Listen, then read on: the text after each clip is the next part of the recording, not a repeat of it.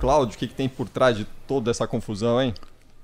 Tem alguns aspectos que é preciso observar. O principal deles, na minha opinião, é o nervosismo crescente do presidente da Câmara, o deputado Rodrigo Maia. O deputado Rodrigo Maia está há 4 meses do fim do mandato de presidente da Câmara e não consegue viabilizar a sua reeleição, ou algum tipo de golpe, de jogada que faça com que o Senado, a Câmara, o Congresso ignore o artigo da Constituição que veda, que proíbe claramente. Não há nenhuma margem de interpretação para o artigo da Constituição que veda a reeleição dos presidentes da Câmara, dos integrantes da mesa diretora, na mesma legislatura. A recondução dele está proibida, portanto. Então ele está muito nervoso, está com o eventual, a perda de poder, que é evidente.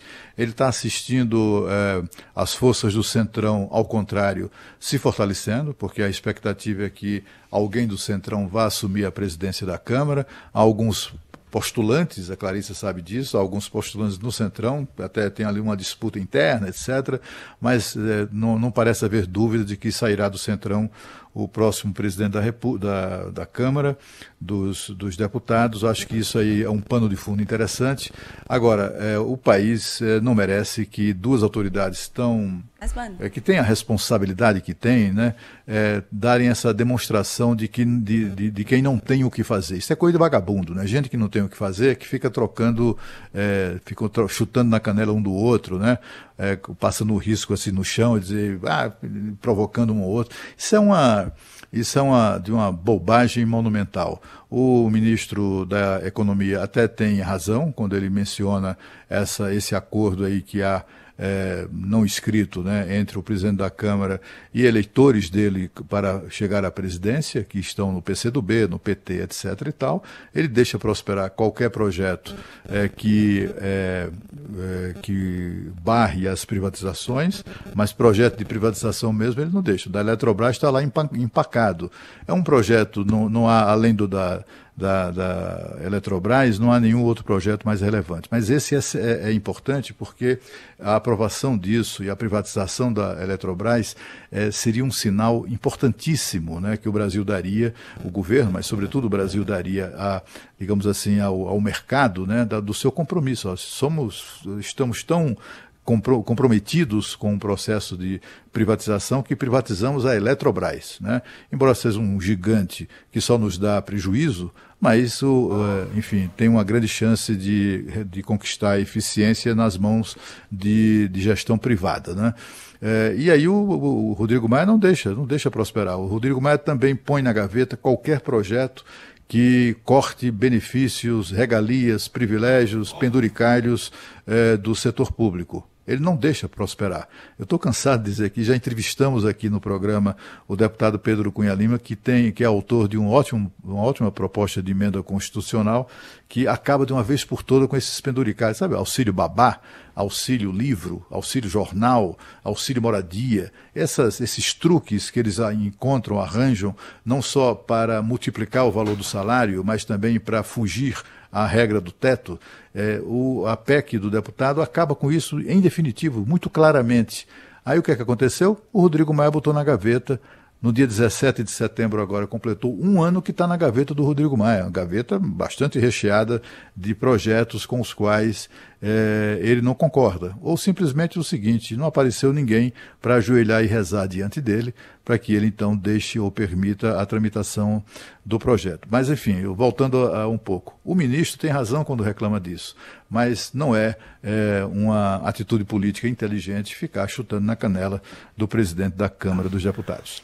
Lá no cafezinho no Congresso Nacional, Clarissa, como que repercutiu essa confusão de ontem? Olha, o cafezinho está interditado, né, gente? É verdade, infelizmente, porque atrapalha muito a nossa vida, né? O Cláudio sabe que ajuda muito a gente a dar aquela circuladinha ali no Congresso. Para quem não sabe, é um café ali na Câmara dos Deputados, onde os jornalistas têm trânsito livre, a gente consegue circular. Não que a gente tenha dificuldade de saber o que está acontecendo nos bastidores, mas como o Cláudio Berto bem falou, isso aí virou uma grande briga de comadres que tem muito a ver, sim, com a perda de poder aí do presidente da Câmara, Rodrigo Maia, na questão da sucessão na presidência da Câmara. a capacidade do presidente Jair Bolsonaro de atrair o Centrão para o governo mexeu muito nos planos de Rodrigo Maia de eleger o seu sucessor, tanto é que agora ele começa a se bandear ali um pouco para outro caminho, vem tentando trabalhar nos bastidores uma candidatura de Baleia Rossi para o comando da Câmara dos Deputados. Isso, claro, considerando enterrada uma possível reeleição dele, uma vez que até Davi Alcolumbre, que teria mais margem para isso e apoio do governo, está com alguma dificuldade. Ainda assim, quando a gente ouve nos bastidores, esses chutes na canela vão para um patamar muito maior. Eu tive um relato recente de uma reunião que aconteceu na casa do presidente da Câmara, Rodrigo Maia, na residência oficial. E ali ele reuniu alguns parlamentares e, entre uma conversa e outra, começou então a falar sobre esses desentendimentos entre ele e o ministro da Economia, Paulo Guedes. E aí, segundo esses relatos, Rodrigo Maia teria criado o hábito ali de começar a se referir ao ministro Paulo Guedes como ex-liberal. Aí o ex-liberal falou isso, o ex-liberal falou aquilo.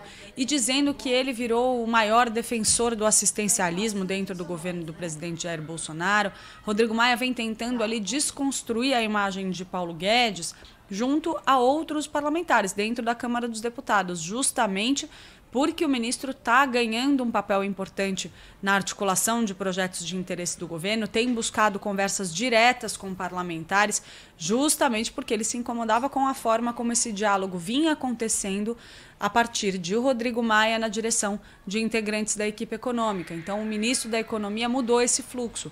Ele passou a chamar parlamentares para conversar. E, para isso, ele tem tido a ajuda grande do Centrão, do líder do governo na Câmara, Ricardo Barros, por exemplo. Então, tudo isso tem a ver, sim, com o cenário sucessório na Câmara dos Deputados.